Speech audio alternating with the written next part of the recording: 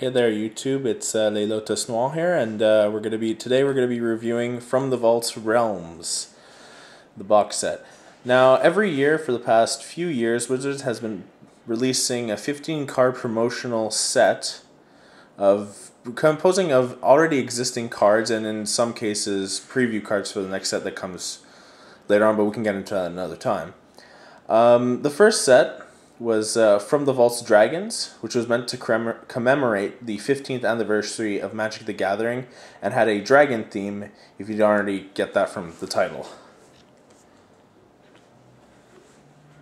Okay, so each following year after that, Wizards released a different From the Vault item, which the second year was From the Vault Exiled, which contained cards that were banned over the course of Magic's history for various balance issues, because they were either too powerful for the format they were in and whatnot.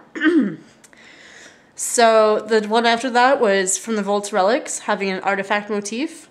From the Vault's Legends, where every card was a legendary card, which came out last year. And of course, this year's version, From the Vault Realms, which is, as you can see, entirely land-based. In each From the Vault's set, the cards are all premium, meaning they're all foil, and have the mythic rare symbol and set symbol, as opposed to whatever rarity beforehand they had. Depending on the set, each set has between 5 to 9 cards, which have an alternate art. Out of the 15. Yeah. So we're going to be talking about each card, a little bit about whether or not it's a new art or not when we open the box, and yeah, so we'll give a little bit of opinions on some of the better cards of the set according to us, and so let's get started on this. So here's our unopened product. I'm just going to move out of the way. Yeah. And here is the product that we're going to be opening. So the other one's going to remain sealed and whatnot. So we have the back of the box, Which shows you every single card in this set. all 15, yeah. Tells you which ones have new art. So it says, well, it doesn't say which ones, but it says there's 7 new arts for each of the cards. This one comes with a spin down and a collector's guide, which we'll see in a minute. And it also doesn't tell you, it actually comes with a Dryad Arbor poster inside. Yeah, that's what it says. Oh, it's on the reverse side of the, yeah. Yeah, it doesn't say that. So, like, we had the other one open, as you can see. Yeah. And now we're going to hopefully we don't get one of those box sets that well, not misprints, but had different cards in it. Like, you get Shafted, there's no Vesuva, and there's an extra, like, desert in there or whatever. Or maybe we'll be lucky. We know how much you love desert. Yeah. Hopefully we'll be lucky and it'll be, like, all Maze of Ith. So, have your thing. Your spin down, which has lovely, there it is. From the Vault's Realms logo. Yep, which is always on the 20, like every other spin down from Wizards. Exactly. So, I'm just gonna take out the 3 packets. Yeah, show us the poster in there. So, the poster is also the guide they talk about, which explains their decisions on why they put the cards in here and stuff like that. Although some of them are a little, unbelievable, but we'll get into that later. Yeah, so we have all these ones when their original printing was and whatnot. So there was Ancient Tomb, which was originally printed in Tempest, Buseju, which was in Champions of Kamigawa, Cephalid Colosseum, Odyssey, Desert from Arabian Nights. It was also a time-shifted print of it in Time Spiral. Also, there's an F&M promo floating out there, too. It doesn't say on the packaging. Yeah, and the F&M promo actually has the same art that we'll be seeing in the From the Vaults version, which is the alternate art for it. We have the alternate for the Dryad Arbor, which was first in Future Sight, and hasn't been printed in anything since, so keep an eye out, because it might get printed out soon, because the Future Sight ones were supposed to be cards that were to come out again. Well, I don't think we'll be seeing Steamflogger Boss. Okay, so Forbidden Orchard, which was another Champions of Kamigawa card, Glacial Chasm, Ice Age, Grove of the Burn Willows from Future Sight, High Market from Mercadian Masks, as you can see right there, Maze of Ith from the Dark, which is one of our MVP cards that we'll be talking about very shortly. Also printed as a Pretty sure it was a Judge promo. I think so. Yeah, it was a Judge promo. I think so. Then we have Murmuring Bosk from Morningtide, Shivan Gorge from Urza's Saga, Urborg, Tomb of Tomb of Yawgmoth from Planar Chaos, which is a nice card. Vesuva from Time Spiral, and Windburst Kites from Lorwyn. A very odd thing to have in this collection because it's one of the hideaway cards, but they just like took one random card out of a cycle and just popped it in. Popped it in there. It's like, I mean, there are other cycle cards in here, but this one's like a. This is one of the ones where you just like, why Wizards, why? Yeah. And here is. The other side's the Dryad Arbor. Yeah, the beautiful. It's not bad. I mean, it's I'd say about 1.5 feet by almost 2 feet big. A little more than. Yeah, ish. If you can iron out the creases in it, it's a nice poster. Yeah, and you have some random person making out, some chick and some dude making out in the background. It's wonderful. Yeah. Alright, so let's actually get to business. So, we'll open the one with Maze of Ith first. Should be that red tap thing. It should be, but it's not ripping. Oh wait, now it is. Okay, so we'll just lay them out on the table and we'll talk about them when they're all out. And hoping for more than one Maze of Ith, but you know. I'd like to not have a messed up. I don't know. If you get like 3 Maze of Iths, you sell 2 of them, and you can buy yourself another from the Vault's Realms. Then you can get whatever you want, you know, and then you have a bunch of other cards extra. Okay, so we're just gonna move. Yeah, toss all that aside. The way. Don't need any of that. And spread them out. Put that into there. Put that back on this box. So that. Okay, so. Maze of Ith. Put them in our little order. It was what? So we're going to be playing Maze of Ith, Orborg, Vesuva. So, said what? Maze of Ith, Orborg, Vesuva. It's not in this one, of course. There it is. And it's like they have a weird foiling for the from the Vault set. Which is like actually, I don't like right now. It's not so bad with the glare, but sometimes it's gonna be really bad. Okay, and we had what next? Or do we want to place after Vesuva? Because these are our 3 MVP cards. We'll talk about it in about 5 seconds once we have everything laced out how we wanted it. It was what, High Market next? Yeah. Then we had High Market. A High Market, Dryad Arbor. There we go. And I already know that this is last. And this is second to last. And there's a Boseiju in there too. Yeah. Actually, Boseiju should be above High Market. Do we do that? Okay, I don't know where the blind. Boseiju, then it was High Market, then it was Dryad Arbor? Yeah, and then it's going to go alphabetical order except for the 2 that we're going to have a long talk about. So, Ancient Tomb. Then this is second to last. Then we have Forbidden, Glacial. Go for the Burn Willows. Okay, we'll do it like this.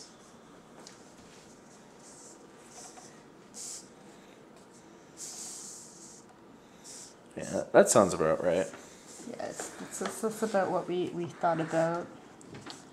Let's just get a close-up of all these cards right here. I mean, like, the glare's not so bad. Like, it could be a lot worse. It's the bending that the cards have. It's because of the foiling. And it can get worse with the humidity in some of these. That's why it's the best bet to put them in 2 sleeves or something. If you got some like perfect fits and some regular sleeves, they should be fine, and keep them in a dry place so the humidity doesn't get them, because humidity in foils is just terrible. It's terrible. Anyway, so we're going to talk about all these different cards, give a little perspective on each one, I guess. 15. I mean, Magic has a long, history. We're coming up on 20 years next year for 2013, and hopefully they give us something crazy for that, but that's another video altogether. Yeah. Okay, so we're going to start with our top 3 picks, which are the Maze of Ith, the Orborg, Tomb of Yawgmoth, and Vesuva. Yeah. It's probably the 3 best cards in this set, also the 3 most expensive cards in this set. Where those 3 pretty much make the box, depending on how much you got for it. The MSRP was $34.99, but most places did not charge that. Yeah, as we find out, pretty hardcore. Anyway, so we're gonna start with obviously the Maze of Ith, probably the MVP of the set. A very sought after card, first printed in the dark, then had a Judge promo. And I mean, like, what makes this land so great? Well, other than the fact that it's just, you know, amazing, you know. I mean, its effect is untap a creature, an attacking creature, prevent all combat damage that would be dealt by that creature and to that creature this turn. So essentially just untaps it and removes it from combat. So, I mean, like, why would you think, like, a land like that's so good? I mean, you know, it doesn't add any mana, does it? But, I can't explain it. I mean, I have this card from the dark. I mean, I've used it a long time, and I don't know how many times it saved me from attacking giant creature or whatever, you know. Swing with your freaking 99.99. But I mean, even at that, there's some cool tricks you can use with this card, giving, like, pseudo vigilance to your creature. I mean, you can attack with your creature, then after damage, before the, like, at the end of combat, you can just go, oh, I untap my guy, whatever. Also, good tricks with, like, attacking, like, things that trigger when they attack, which is like Primeval Titan. You can get 2 free lands and still have a blocker up that's, like, freaking huge, you know. 6/6 is pretty intimidating, you know. It's nice to get those 2 lands and not have to worry about your creature getting blocked by multiple creatures and then dying. So now we're going to move on to Orborg. Yeah, so Urborg, Tomb of Yawgmoth. It's a nice card. The foiling on it looks nice. So what does it do? Well, when it comes into play, each land becomes a swamp into addition of its other land types. So put Orborg into play. Now your everybody has swamps. Yeah, exactly. Your opponent's mountains, they're swamps now. Well, I mean, they're also mountains. They're still mountains. They still retain they've got their access mountain to black type, mana but now your opponent has access to black, and you have access to black too. So if you have, say, a blue-black deck and you only have your islands, now your islands can tap for black as well. Which is not bad. I mean, it combos well with Cabal Coffers. Exactly. You take Cabal Coffers, you play it, and got even more mana. A lot of black mana now. Just go crazy with the ancient card escapes me right now. It untaps a land, so I mean, you untap your Cabal Coffers, and speaking of comboing with other lands, we're gonna move on to Vesuva now, which actually goes really well with Orborg if you have a Cabal Coffers.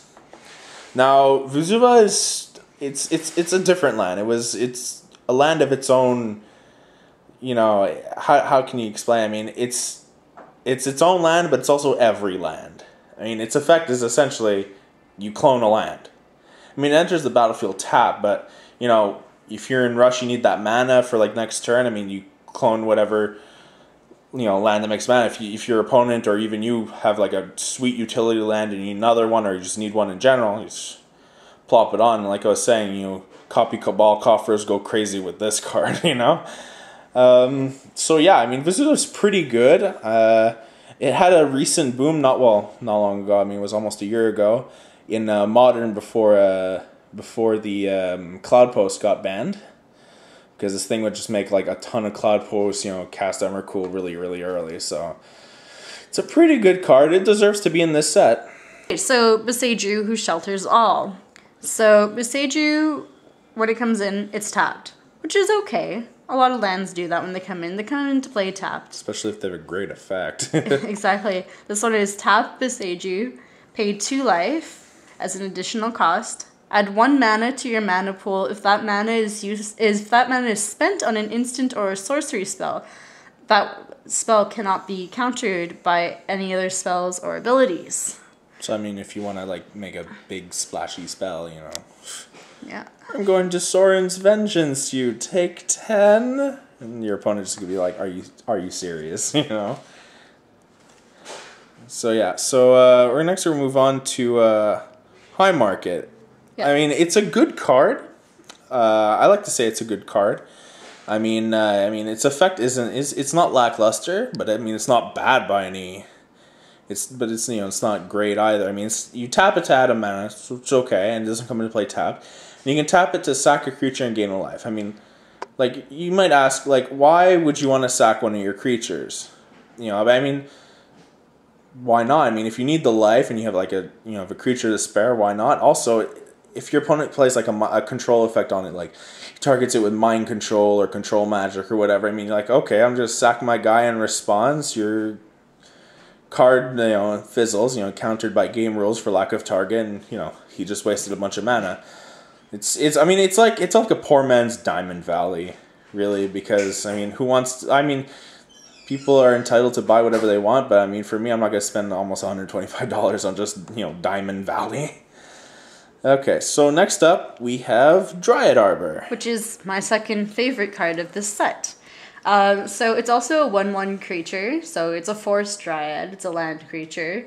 It works out very well with Green Sun Zenith, because you play your forest, and you tap it to pay the 1 green for Green Sun Zenith. You have the 0 as the X, and you go look for Dryad Arbor. Go get it. Turn 2, you have already 2 lands ahead or a creature to swing in with, and it's pretty nice. I mean, also playing it turn 1, you have a creature right away on your next turn, but I mean, you can't tap it the same turn you play because it still goes by the summoning sickness because it's a creature. So, unfortunately, you can't tap it for mana or anything like that. Well, I mean, it's not bad. It's very versatile. It's good because it's still a creature and you can easily... You have options. I mean, you go turn 1 Dryad Arbor, turn 2, okay, do I swing? Do I... I mean, and it opens up a lot of possibilities. I mean, this card was very popular when Modern first, got, popular itself, where people would go Green Sun Zenith for turn 1. I mean, like, Zoo would go crazy with that stuff and start beating crap until, like, Green Sun got banned. And it's still a very popular card. I see it pop up. It pops up in a lot of legacy decks. Well, a lot. I mean, a couple that I've seen, and not, like, high-tier ones. And it pops up a lot in EDH. It's a very tutorable card. It's nice. I mean, a lot of, like Wood Elves and even Green Suns is not banned in Commander, and you can go find that, so... Anyways, now we're going to move on to... because we just went through our MVPs, which were these 3. And then our good cards, which are these 3. Yeah. And now we're going to go to what we call the which are the just okay cards. We're not going to go too in-depth about them because they're not bad. They're not terrible bad. They're just okay. They do kind of fit into this. It's just... they're not as good as these 6. Yeah. These 6 are pretty good. They're I mean, those 6 for me that makes the set. I mean, I buy the set for these 6 cards. I mean, having these extra cards are nice, and well, I'd rather not have those 2, but we'll get into that after, anyways. So first up, we got Ancient Tomb. Ancient Tomb. I mean, it's very good. It excels you fast. I mean, you drop it 2. I mean, you take 2, but I mean, in the long run, if you're early on in the game, exactly early on, you can. I mean, I haven't seen this. I've seen this mostly in Legacy, and I'm not a very big Legacy buff myself. I have a Legacy deck, and I like to play with some friends whenever they have their decks around. But I mean, this thing is not bad. I like it. You like it? Yeah. It's not bad. It's not bad. I mean, you have it in Commander, and you have the 2 mana there. It's like kind of having a Soul Ring, but not quite. Yeah. I mean, you have the negative of taking the 2 damage every time you get the 2 mana, but... it's not bad, actually. You can go turn 1 Ancient Doom, turn on the same turn, tap it for 2, take 2, drop your Sensitive Divining top and your Soul Ring, then tap your Soul Ring to get, to top a bit, It's not bad. So then we have Cephalid Coliseum, which is tap, add blue to your mana pool. Cephalid Coliseum deals 1 damage to you. It also has Threshold. So it's blue and tap it, sacrifice the Coliseum. Target player draws 3 cards and discards 3 cards. Activate this ability only if 7 or more lands. So I mean, normal thresholds. I again, I mean, I don't play a lot of older formats that use this card. I mean, I've definitely seen it in EDH, because I mean, I used to play a blue deck and I used to play this card, and it's like, well, draw cards, pitch like bad lands, or basic lands that I don't really need at that point, just to get an edge over an opponent if I really need it. I've also seen this card thrown around in casual for fun, especially used in conjunction with a Sphinx. There, what's the name of that Sphinx again? There's lots of Sphinx. The one from Mirrodin Besieged. Oh.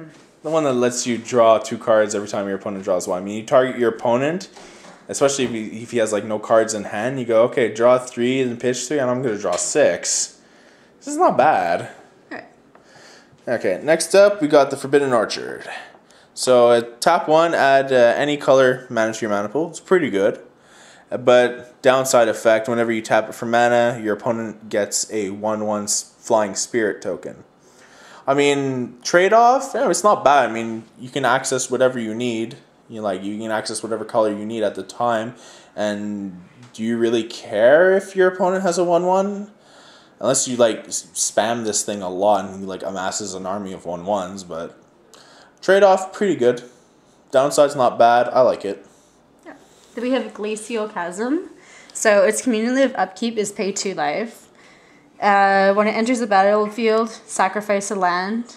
Creatures you control can't attack. Prevent all damage that will be dealt to you. So you might be looking at this card and going, well, why is this any good? And we'll explain.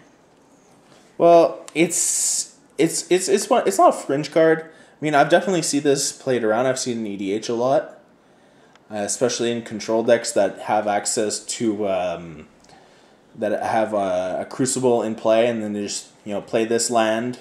Then whatever land they play, they sacrifice to play it. Well, sacrifice to its effect. They play it again, and then they just bounce to their hand every turn. Like at the end of your opponent's turn, it bounces to my hand. So I mean, still swinging with my guys. I mean, they can swing all you want. I mean, you're not losing any lives, so you don't care. You just set up whatever combo you got going, and milk them to death or whatnot. Whatever blue decks like to do. Yep.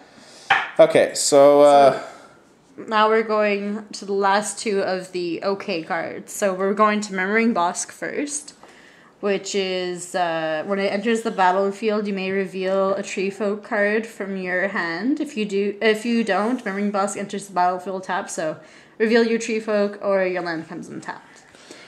It taps for green, white, and black.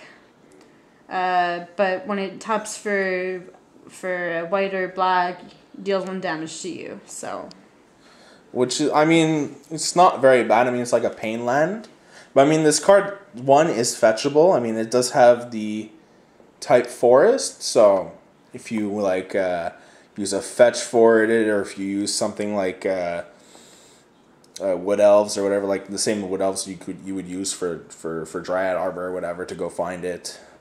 I mean, this deck is used a lot in Doran decks. I mean, it's not bad. I mean, even if you use in Commander or using a deck that has Doran, but I mean you don't have Doran in hand, coming to play tapped is not the biggest deal. So I mean, it gives you access to 3 colors. Yeah. And possibility of not coming to play tapped. So it's not bad. So it's a level up over the pain lands for sure. So. Okay. Now we had 3 cards left, not 2. My bad.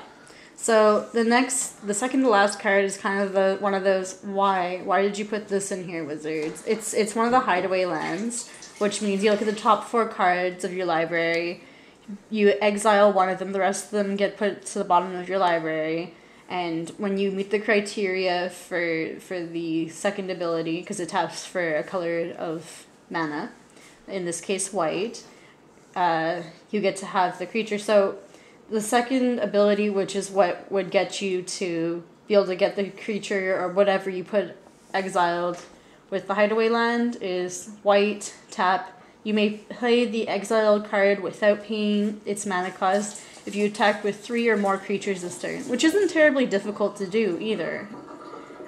I mean, it's still one of those cards where it's like, okay, you could have put something else in. I don't know why.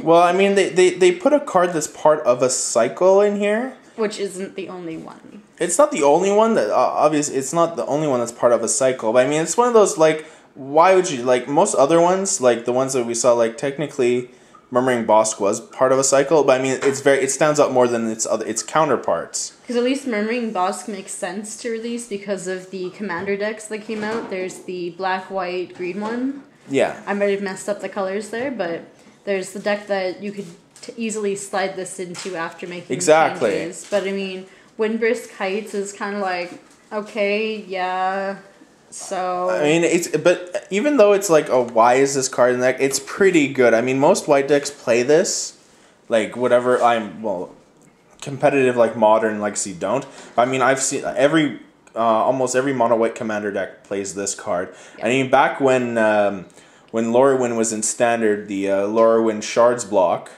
part of Standard, I used to play this card in Soldiers. I mean, like, Soldiers, like, pop out as many as I can, then, like, flip over a Preeminent Captain or a Captain of the Watch or whatever. I mean, just go crazy. And it was not hard to attack with just 3 creatures, especially if you drop this, like, turn 1. I mean, you didn't play usually anything turn 1, so... Exactly. And so our last of our cards, our okay cards, yeah, is Grove of the Burn Willows. So it's tapped for colorless mana, or add red or green to your mana pool. Each opponent gains a life when you add the red or the green. It's not terribly bad. It's a very good card. I mean, the only reason that we didn't put it higher on this list is, well, because of the recent. I mean, when the Punishing Fires Grove combo was going off, I mean, you can what you do is you tap it for red, activate Punishing Fire's ability when it's in your graveyard to return it to your hand if your opponent gains 1 life. So you tap it for red, your opponent gains 1 life.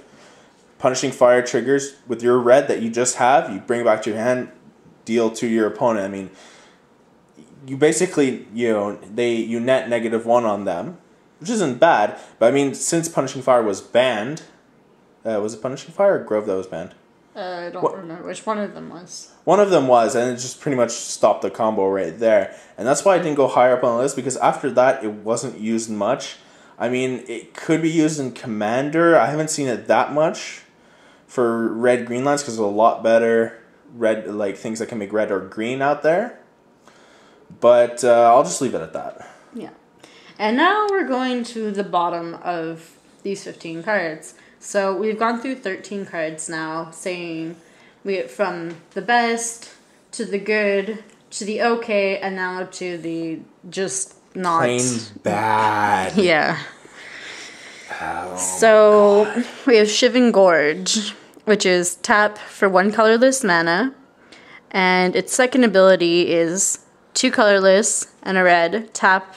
Shivan Gorge deals 1 damage to each opponent. Now, you might be going, well, why is this bad? I'm dealing damage to my opponent. Yeah, but you're also investing most likely at least 4 lands into this, unless you have ones that tap for 2 colors. You essentially invest 4 mana, considering you have to tap this card to do it. Yeah, had this card had not had the tap to activate that ability, it would have been a lot better. Or if it had been less for the secondary cost. Exactly. Had it been just like 1 red tap, that would be pretty good. I would play that card, and depending what the deck was. I mean, right now it's just too costly, and it also doesn't really fit the theme of the rest of the theme of the rest. It's a land. It's a land. It's a land. It's a realm area. It fits into the idea, the general idea of the realms characteristic of this from the vault, but. I just don't think it really fits. There's a lot of other cards I'd like to see in this set, but a lot of better choices. Yeah. A lot of better choices, definitely. And what I think is the worst card in this set, the worst card in this set, Desert. So I mean, its ability is tap for colors. Okay, it makes colors, doesn't come into play tapped, and Desert deals 1 damage to target attacking creature. Activate this ability only during the end of combat. like, it's, oh my god, I get so frustrated at this card. I mean, it's a bad card, like especially by today's standards. I mean, during Arabian Nights, it wasn't as bad as it is now, but Yeah. it's still, in today's standards of what is played and what's not played, this is definitely... Not even in standards. No, I wasn't saying in general. It's what I was saying, Anthony. I'm saying in general, of all the cards that are generally played by people, this is definitely one of those ones that isn't really played all that often anymore. I mean, if any of you viewers have any comments on that, feel free to tell us, but honestly, dealing 1 damage to target attacking creature after, it's like, it's the end of combat. Okay, he's already dealt me, say, like 5. By the time it might be useful, you'll probably be dead. Yeah, you'll probably be dead, or you'll have to like block with your creature, and while the damage is still marked on them, then use this card to get rid of the rest. And I mean, there's plenty of better things you could be doing. It's a very flavorful card. I understand why they put it in this set, because it was popular. I mean, it was very, yeah, I guess popular would be the word. When Arabian Nights, especially in that time, I mean, it was the first land, well, it wasn't the first land that could do something, but it was the first land that was somewhat relevant, I guess. And they even printed a creature card that had protection from desert. Yep. So, I mean, yeah. But I just hate this card. This card is like saying, oh, you're going to shoot me? Okay, I'll shoot you after. I'll shoot your gun, not even you. I'll shoot your gun after. It's with the my equivalent, water pistol. I mean, it's the equivalent of some guy shoots you, and then to retaliate, you shoot him with a freaking Nerf gun right in his gun. It's like, and what was the point of that? I mean, in fringe cases, yeah, I mean, if the attacker had 1 toughness, great. Or if you blocked and he had like just one more damage could kill him, Exactly. Say, for example, they're attacking with a 3/3 creature. You block with your 2/2, and now it's got 2 damage marked on it. You use this for the rest to kill it during that turn. But I mean, yeah. I'm just gonna turn this card over because I don't want to look at it anymore. No, it's not a Yu-Gi-Oh card. Don't do that. Don't give it the indignity of. Fine, then we're just gonna toss it away because I don't want to look at it anymore. Okay. It's just so bad. I'll just put it at the bottom of the box. It just frustrates me. Nothing against Yu-Gi-Oh players. I used to play Yu-Gi-Oh, so nothing against Yu-Gi-Oh players that also play Magic. And I'm just saying. You know what? They can have desert. Let them have desert. Yeah, you guys can take it. It's free. Please take it. Please take it. I'm sure you'll be somehow more useful in Yu-Gi-Oh. Okay, dealing like 1,000 damage instead of like 1 friggin' damage. So that's pretty much not pretty much. That is the entire set, and I mean, hopefully we've illuminated you to, I guess knowing more, whatever. Well, it's giving you a nice idea of what this 15 card set has in it. If you ever come across it for cheap, or you just want to get specific cards in here, buy it. It's a good buy. If you know you're only going to use, say, for example, like 4 or 5 cards, turn around. If you know you're not going to be using the more expensive ones, turn around and sell them. Make some of your money back. I mean, in some places, since we said earlier at the beginning of the video, the MSRP is $34.99, but nowhere that I know of is selling it for the $34.99 as the MSRP. Like, all of them are selling it for an easy upward of... If you can pick it up for under $100, do it, because, I mean, these 3 cards put together pretty much make that $100. Yeah, it's very worthwhile. Plus, you get all these other crazy nice cards, except for that card there. That's pretty bad. We don't like him. I mean, if you have some like random fun deck, sure, then I'm sure you could somehow fit that in there. But I mean, even then, yeah, we're just gonna stop talking about Desert now.